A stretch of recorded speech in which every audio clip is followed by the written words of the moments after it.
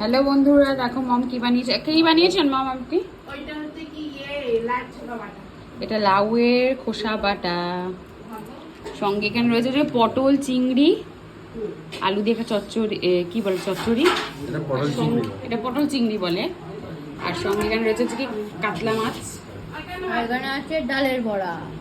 ও এ আবার খাচ্ছে, এ কি তালের বড়া খাচ্ছিস তুই? না না, ডাল ডাল।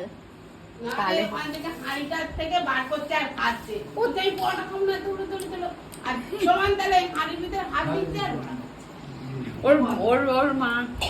আর আমি নিচে আজকে ভাত, জানি না কেন মা আমাকে ভাত দিলেন, তো ভাত আজকে বানিয়েছে কারণ দিদিরা ভাত খায় বলে, এর জন্য তো তার জন্য আমি একটুখানি ভাত আবার দিল। এত বেলাতে আজকে ভাত খেয়েছি না, তুমি কি বলতে। খাবি রুটি খাবি?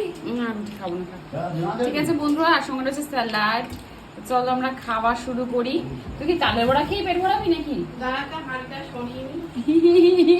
ওর তলায় তালের বড়াও আমি খাচ্ছি। তালের বড়া হাঁড়ি, এই যে তালের বড়া হাঁড়ি। তাহলে হাঁড়িটা সরিয়ে নি।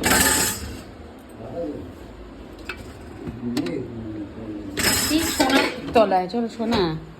ওই জন্য বলতে কি আমি